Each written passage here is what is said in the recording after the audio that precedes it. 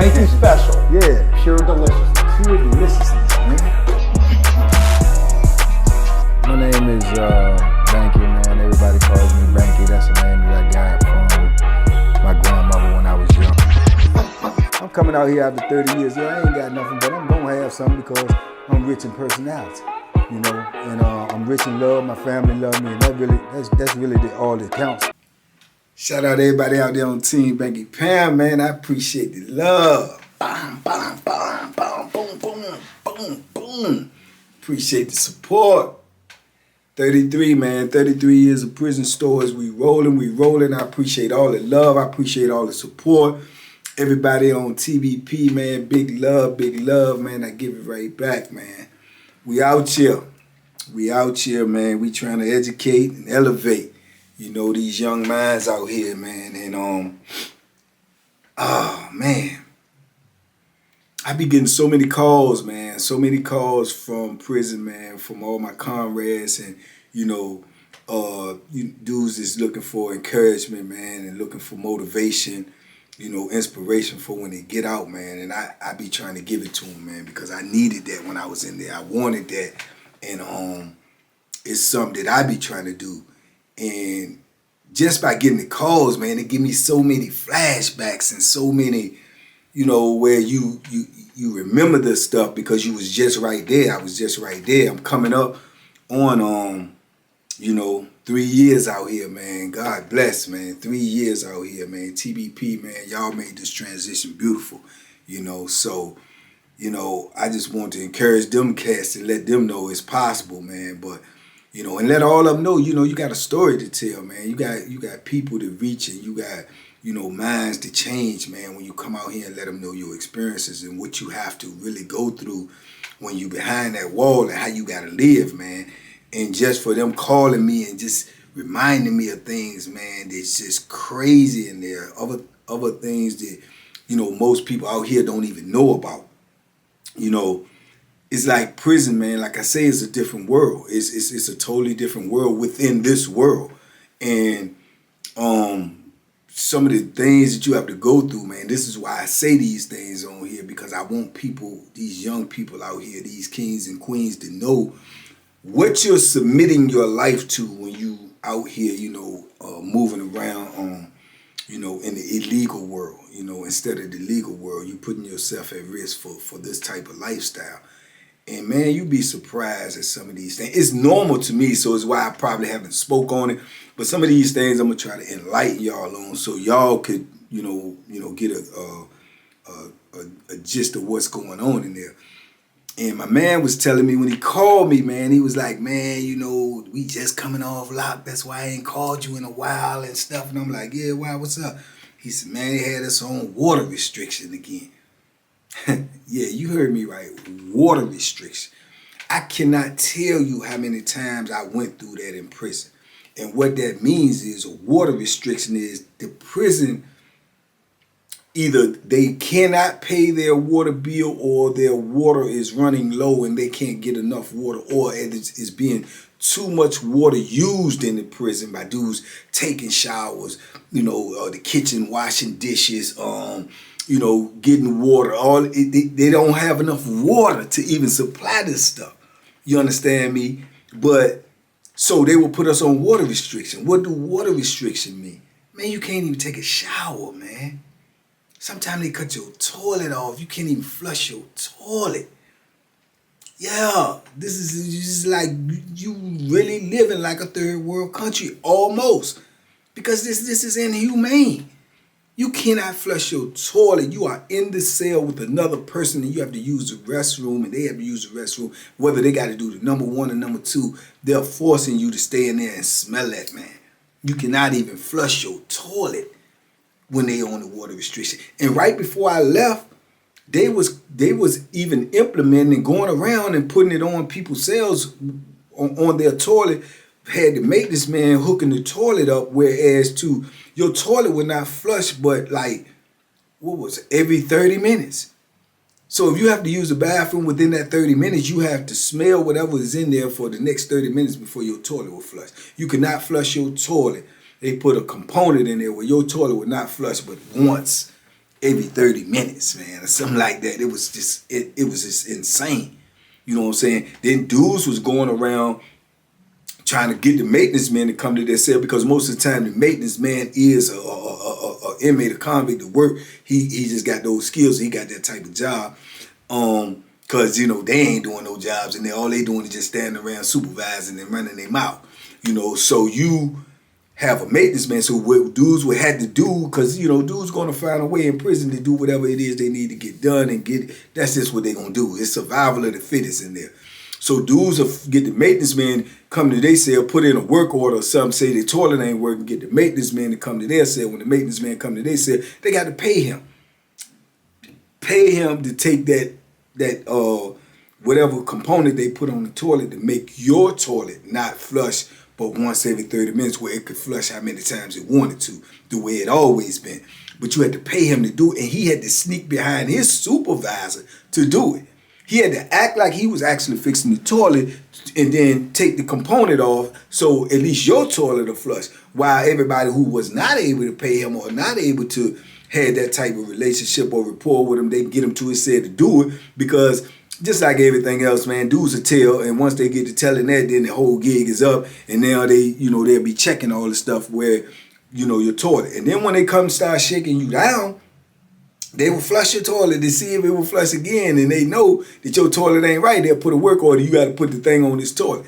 You know what I'm saying? So it was crazy, man. I think a lot of dudes was protesting and bucking on it, and I think they slowed up on completing the whole prison. So you got some toilets who got it, some toilets who don't, because, dudes was complaining and putting in too much paperwork, because that's inhumane, man. It's inhumane, but this is some of the things you go through in prison. This is the type of life that you living, man, amongst all the other chaos and everything else. And then you got to worry about being able to wash off. You know what I'm saying? So this hinders dude from going out to wreck.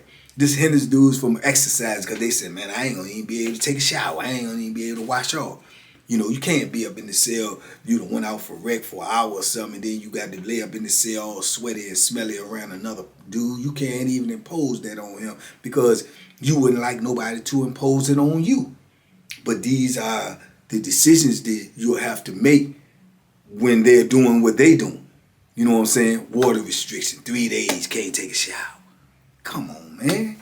Then they'll have dudes that's actually, this was even more mind-blowing. You'll have dudes that actually have to go to work, and they got to go to work in the kitchen. So they may be in the kitchen for 8-9 hours. You know what I'm saying? And they come back, and they getting problems getting a shower. They won't even let them get a shower sometimes. Man, no, I worked all day. I've been in the kitchen, man. They got mustard, gravy, all of this stuff all on them, and you got to argue with them about taking a shower. You call the supervisor, tell them to cut the water on so I can take a shower. We on water restriction. You can't take no shower. Yeah, well, I was at the kitchen all day. When they put us on water restriction, I got to be able to take a shower. Sometimes, depending on who the supervisor is, he'll say cut the water on just to let the workers take a shower. But sometimes, depending on who the supervisor is, he might say, no, water restriction means water restriction. You see what I'm saying? So how do you supposed to go to work knowing that you're going to be working for 8-9 hours around all this food, all of this, crazy stuff, and you in prison with all of this germs and, mold and, everything, and you come back and then you can't even take a shower. Come on, man. Come on, man. This prison life. This real prison life. Yeah, this is what real prison. I can remember being on Powhatan. They had a water outage, they called it, but it probably was the same thing. But they had a water outage, man.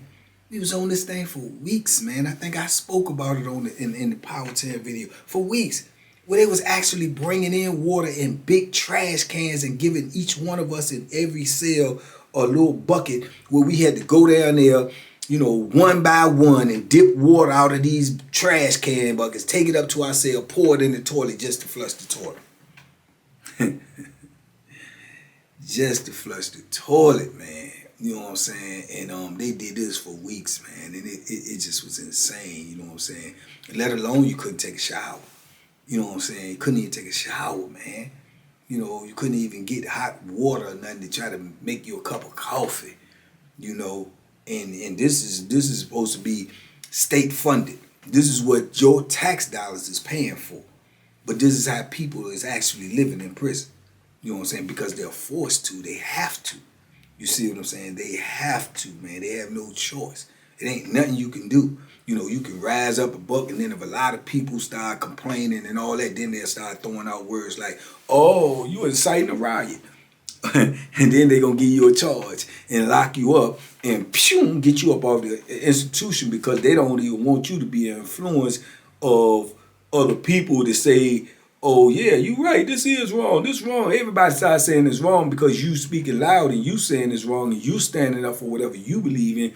They're going to take that as if you're trying to get other people to agree with you, even if you just speaking about yourself, of how you feel like this ain't right. And then just because other people can hear it, they'll try to hit you with, oh, you trying to incite a riot. And then next thing you know, that's a serious charge in prison. You got a serious charge. They done up your level and sent you to a whole nother institution to get you out of the way. But at the same time, they ain't doing nothing but sending a message to the masses saying, man, shut up, or this can be you. You understand? Take what we giving you. This can be you. Yeah. You know, this is prison life. This also causes, discord between, cellies. Because now you mad, you irritated, you frustrated, you ain't got nobody to take it out on because, you can't beat the administration. So now you sitting up in the cell mad because you can't take a shower, because you can't, use the toilet or whatever. Then he in there, he mad, he grumping there. Y'all attitudes and y'all, personalities is bumping into each other. Y'all mad at the situation, y'all mad at the administration, but there's no one to take it out on but each other. So then you get sellers to get the rumbling and they get the fight, get the arguing. They come, unbenefited because of the situation. See what I'm saying? Because of the situation that we in. So it just be insane in there, man. It be madness, man. And and that's on top of everything else that you already dealing with. But yeah, they come around with this stuff, man. Depending on what institution you on, sometimes it's a couple of times a year. You know what I'm saying? Oh, we on water restriction. Oh, this. Or then they'll turn around and hit you with the they ain't got enough officers. You know what I'm saying? We ain't got enough officers at work. You know what I'm saying? So you locked in all day now. You may be locked in for, on a 5-day or 7-day week. You could be locked in, every bit of four days a week, not even coming out. They're bringing the trays to the cell and everything. You can't come out because they say they don't have enough officers to work the shift. You see what I'm saying? But this is a industry. You know what I'm saying? This is state funded, but you ain't got enough officers to work the shift. So therefore, we have to pay for it. We can't come out. We can't get wrecked. We can't use the phone. We can't do the things that we normally do. We can't get on the kiosk and to communicate with our people. We can't do it because you don't have enough workers to come to work. You understand? So they'll use that excuse sometime, and we'll never know because they're not gonna give us that information. We don't never know if they just want to be walking around and fraternizing and laughing and joking, but then we see them come in the park while we stuck behind the door, and they coming in there whistling and laughing and talking, and it's just crazy, man. It's enough to drive you crazy. You have to be mentally strong as well as physically strong to deal with prison and prison conditions and prison, atmosphere. Because all of these things is gonna be a part of your life when you living in that life. You see what I'm saying? It's just what it is. It's the nature of the business. You know what I'm saying? Everything gonna fall upon you and you have no choice. You have given up all of your choices when you put yourself in prison. Period. You have given them up, man. All the choices will be made for you. You can't just make a choice like I want to go take a shower right now. You can't even do that, even if you ain't on water restriction, because somebody else could be in the shower. You know what I'm saying? You can't make a decision. I'm going to go fix me some food right now. I'm going to use the microwave. The microwave line might be a mile long. Oh, I'm going to go use the phone. I got to make a call right now. You can't do that because the line for the phone may be long. You see what I'm saying? So you don't even have the options to make your choices. You know what I'm saying? Daily choices, everyday choices, things out here that you take for granted. Oh, I got to use the bathroom. Well, your seller might be using the bathroom. You know what I'm saying? So it's a different world, man. And I be trying to let these young people know this out here, man. All people, not just young, because you could go to prison at any age. You can get crossed up, tricked up, or make a bad decision at any age. But more so for these young people, man, to understand the value of your life, the value of this freedom, the value of the opportunities and the chances that you got out here in the free world that you will be giving up if you cross that line. You know what I'm saying? This ain't no way for nobody to live, let alone somebody young, and then to live like that for week after week, month after month, year after year, decade after decade. It's a lot on you, man. It's a lot on you. That's why, people like Bo Billy, man. Bo is no matter what the people say about Bo, is exceptional because he has been able to tolerate this for almost 50 years and not lost his complete mind. You know what I'm saying? Let alone not lost his life. But this is what it's designed to do to you. Break you down and take you out. Yeah. Break you down and take you out.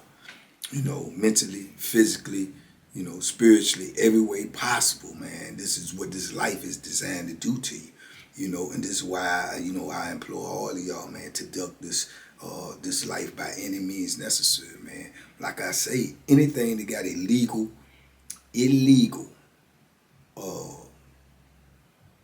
involved in illegal, anything out here in the free world, man, is something that you want to avoid at all costs because of the simple fact that it puts you at risk to be, in this position, and that ain't where you want to be, man. It's just not, because the things, like I say, that these brothers go through that I think about now, and I feel blessed, man. It makes me feel even more blessed every day, but it's also bittersweet because I know dudes that's going through this on a daily basis. You know what I'm saying? And still trying to maintain and still trying to believe that, it'll get, greater later.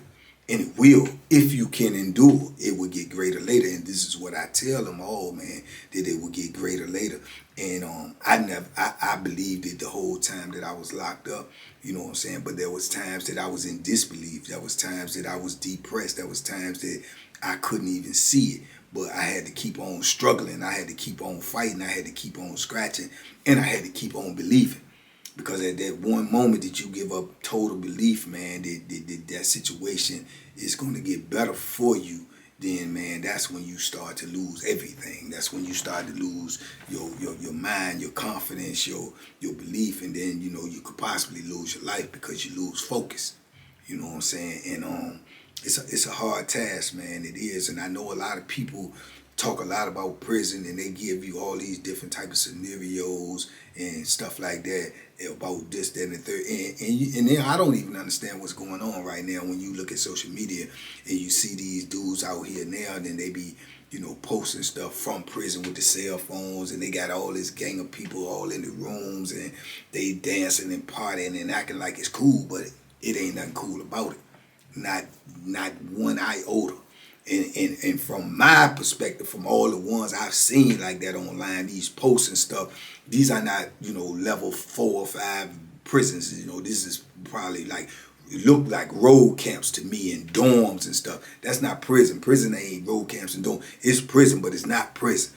You know what I'm saying? And they can get away with that type of stuff some type of way. And I seen dudes on other channels talk about how they had cell phones and stuff like that, and the people catch them with cell phones and they just take them and just give them a charge or whatever and they get another one. And it wasn't like that when I was in prison. You know what I'm saying? They found one phone on that institution. That whole institution is going on lock that day. You know what I'm saying? They gonna go shake the whole compound down. Within, you might be on lock next 2 weeks because they going in each and every cell and they going through everything. That's their protocol. You see what I'm saying? So somebody on a big level prison like that would not dare to be, go in this room and get 4, 5 dudes and be posting stuff and they laughing. Nah, it ain't, man. This is real life and death in them prisons, man. In real prisons. You know what I'm saying? And a phone is the major, breach of security on the prison. So dudes ain't gonna be doing that. So this stuff that y'all seeing online, I don't want y'all to get that misconstrued and think that, prison is a party, and you can get anything. Man, nah, it ain't like that. Even when you got that phone, even when I had that phone, man, I was on high alert 24/7. Couldn't get no rest, couldn't get no peace, couldn't get no sleep, because you always got to be prepared. You know what I'm saying? You got to be prepared that these people can come crashing down on you at any time, because somebody else could tell on you. Somebody else could, somebody on the street can tell on you. You know, when I got caught with the first phone, that's what happened to me. Somebody on the street told it. You know what I'm saying? For their own benefits of something else. They had really nothing to do with me, but they had knowledge that I had the phone and I was used as a sacrifice. So you have to be prepared for all that stuff. So this stuff that you see online is saturating online, and you got these dudes in there rapping and beating, and hey, man, it ain't like that. Nowhere that I've been in 33 years, it won't like that. Nowhere that I've been. You know what I'm saying? So that's a false narrative. So I can understand it. People is putting things out there that you may see and you may look at and you may feel like, well, prison ain't that bad, or look like they having fun. But I can assure you that is absolutely, positively, unequivocally not true. Not true. You know what I'm saying? I ain't have a good day, as I've said many times, in 33 years in prison, 12,345 plus consecutive days. There was none. Ain't no party days. We done had big meals for football games, and everybody cooked and everybody pitched in, and everybody, might have had something to drink, and whoever smoked might have smoked or whatever. Still want a good day, my dude. We still locked up in a cell at the end of the day. We still was in, we was in bondage. You still was going to wake up and wait for them people to tell you when you can get up, when you can come out the cell, when you can take a shower, when you can use the microwave, when you can go outside, and you are a grown man. How is that a good day? I just don't get it, you know what I'm saying? But I'm not here to judge nobody. I'm not here to tell nobody else's story. I'm here to give you my story, my reality. You know what I'm saying? So it will not one day be your reality. You know what I'm saying? Because everything that look good ain't good. So I don't care what you see online. If people just want to, illuminate that and act like it ain't nothing, I can assure you when they cut that phone off, there is something. You know what I'm saying? That's a illusion. You know what I'm saying? That's an illusion. When I used to go in that visiting room, my people saw me in that visiting room at the best that I could be. You know what I'm saying? As far as like calm and smiling and because I was happy to see them. You know what I'm saying? But when I left that visiting room, even before I came over that visiting room, and when I leave that visiting room, once you walk outside of there, you back in reality. You back in reality. You know what I'm saying? And it comes down on you hard, man, emotionally. You know what I'm saying? Physically. You know what I'm saying? It comes down on you hard. You know what I'm saying? That is a release. That is a plus. That is something that you are lucky that you are able to have, the people that come to you where you can see and touch and smell, people that really genuinely care about you. Because when you go back on that other side and you go back through them doors outside of that visiting room, that is not what you got around you. You do not got people that got your best interests in mind. You do not got people that care about you. You do not got people that genuinely love you for the most part.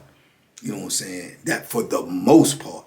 And you can drop dead as soon as you walk about there, and I can assure you that people are going to just walk right on by you and just be talking about, oh yeah, such a died yesterday, and it ain't nothing to them. It's nothing to them. You understand me? Because they still got to survive themselves. They still got to live themselves. They still got to have something in their box to eat at night so they ain't starving. They still got to make it through this experience that they going through. So they don't care nothing about you. Because it's not their job to care nothing about you. So who want to put themselves in an environment where you got to live in this type of way where everything around you is about them and there's nothing about you. Only you care about you. Only you can save you. You understand me? This is what real prison is like. This is what it's like, man. And yeah, man, I just feel, I feel for the dudes that's in there, man, and especially the dudes that have done decades and decades, man, because I want to see them free. I want to see them be able to be with their families and their kids and their grandkids and experience some of the things that I've been able to experience for the, almost 3 years now. And, in almost these 3 years right here, with TBP, man, and the birth of this, movement and my family and my grandkids, man, these 3 years right here alone surpasses all my experiences in prison. You know what I'm saying? This is greater, and within 3 years, even probably within the year, it has been greater than any, happiness that I've had, in prison, if you want to use that word, for 33 years.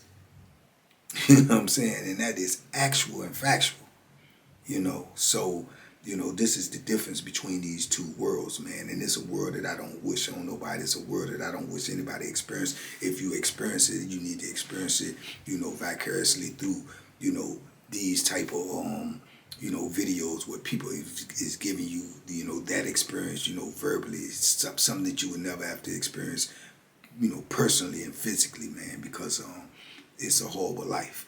You know what I'm saying? I don't care what you see online. I don't care what nobody else tell you. I'm telling you a life that I've lived. You know what I'm saying? And most of these dudes that you see online, they may be saying this, that, and the third. And I ain't knocking nobody. Do what you do. If it works for you, it works for you. I'm speaking for me. But most of them, I can assure you, you'll find very few of them, if any, that have did the amount of time that I've did, and it's going to be glorifying that or acting like it was a cakewalk.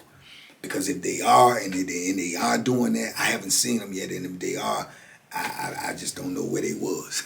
They definitely was not where I was, So, yeah, man. But anyway, I just wanted to speak on that, so, anybody who, if you know somebody that's locked up, if they some kin to you, if they just a friend to you or something, man, just take it upon yourself, man, every chance that you get, or whenever you so inclined, man, to just drop them a line or two, or drop them $1 or two, or drop them some love or something, man, just to let them know, man, this life still waiting for them out here, man, if they can just endure and keep on pushing, man. Because we in America, man, and you talking about people going on water restrictions.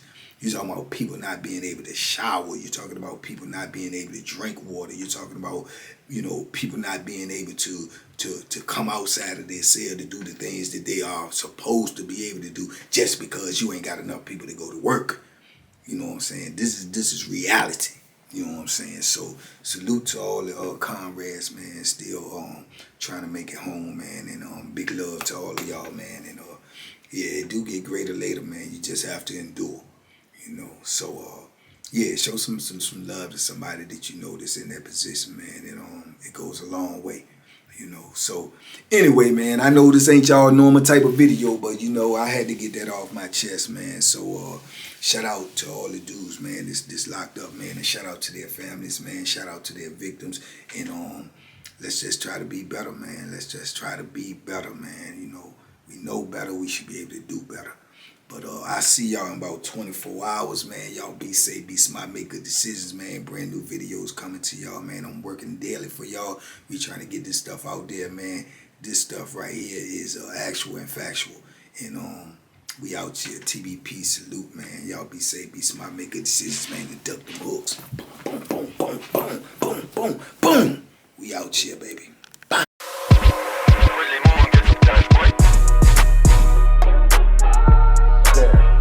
The Banky special. Yeah. Pure deliciousness. Pure deliciousness, man. My name is Banky, man. Everybody calls me Banky. That's the name that I got from my grandmother when I was young. I'm coming out here after 30 years. Yeah, I ain't got nothing, but I'm gonna have something because I'm rich in personality, and I'm rich in love. My family love me, and that's really all that counts.